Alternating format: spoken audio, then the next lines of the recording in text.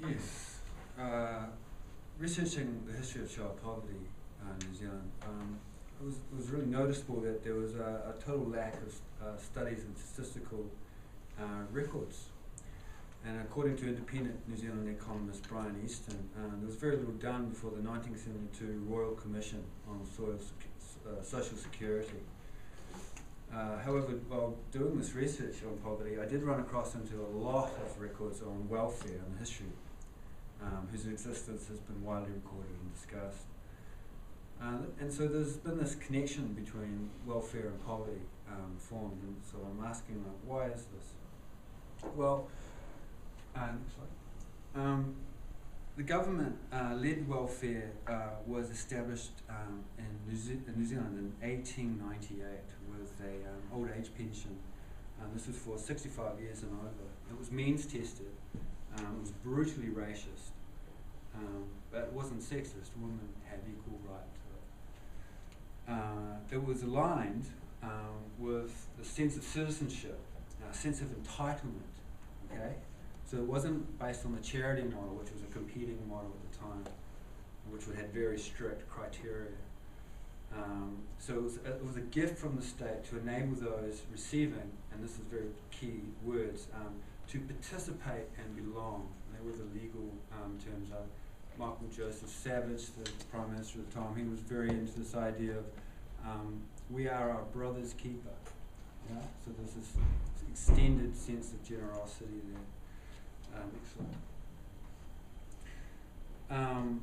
From the sociological perspective of functionalism, welfare became a tool for the government to create stability in society for the greatest number of people by repositioning poverty as a deviance from the norm.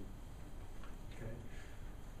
According to recent Australian research on New Zealand welfare reforms, contemporary welfare action perpetuates inequalities and discrimination, something that Emile Durkheim, functionalist, saw as functional importance for society, finding an outlet for its hostility against deviant groups as a means of contributing to the solidarity of the community. So that's rather disappointing. I'm kind of confused. What slide are we up to? Sorry. Okay.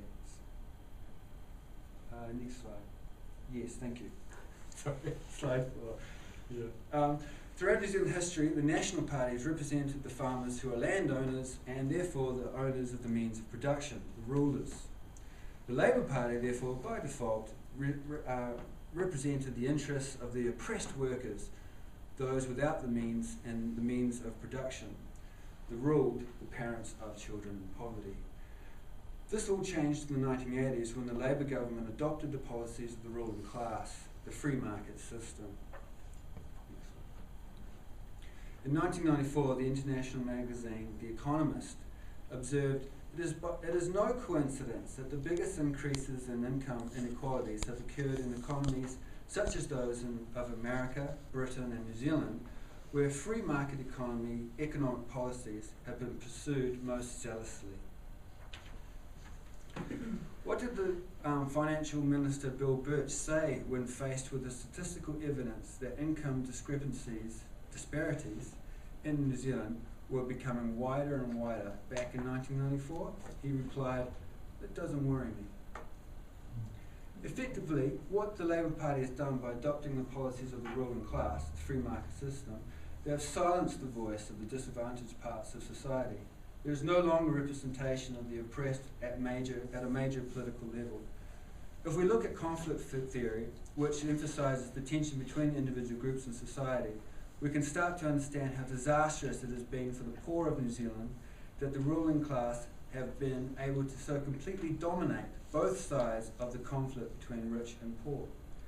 Research has found that over 80% of New Zealand's oppressed poor are adults who live and care for children, and subsequently the children themselves.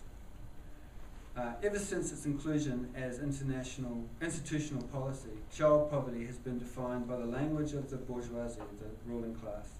The proletariat, the child in poverty, is forced to fit into this mould because all the institutions of society, particularly education, religion, and the economy, are shaped to serve the exploitative purposes of the ruling class.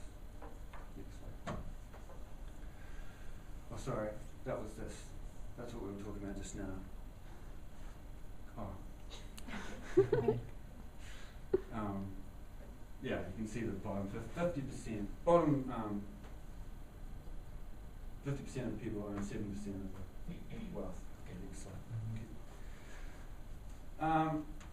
Take, for example, this sheet from the Children's Commission, a government-appointed body who claim to be promoting solutions to child poverty.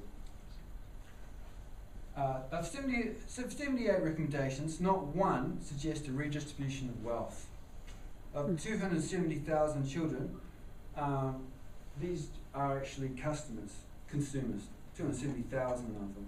$6.8 billion costs here.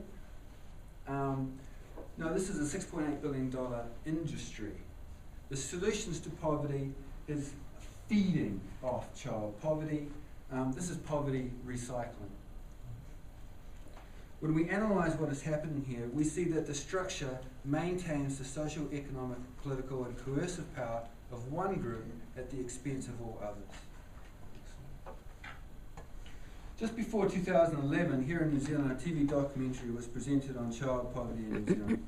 This expose was a powerful language tool that forced an unwelcome connection between the National Labour voting public, the mainstream, with the existence and consequences of child poverty. With a symbolic interactionalist sociological perspective, everything in society is based on how we interpret our cultural symbols, media images, the language, stereotypes, and perceptions and beliefs of these systems. Research has found that child poverty is much widespread than today's conventional image that the typical household is brown, solo parent beneficiary in rental accommodation. In fact, the statistical reality is that there are more Pākehā than Māori and Pacifica who are poor. There are more in two-adult families than solo parents that are poor. There are more dependent on wages than benefits who are poor. And there are more in their own homes with mortgages than in rental accommodation who are poor. Next slide. So, this real picture exposes the language barrier between the dominant discourse and the ruling class and reality. If working Pākehā in two-adult relationships with children and a mortgage were to become aware that they were the majority of the poor, that it was their children who are oppressed by poverty, not some other symbolic other, this war between the promoted stereotypical picture and the reality could dissolve. The shock of this deviant other, the impoverished child, bearing strikingly similar characteristics to that of the dominant group, the ruling class, could lead this majority to gather the means and assert the will to actually end child poverty and thus poverty in general, which demonstrates just what a powerful grip the ruling class has on the interpretation of symbols.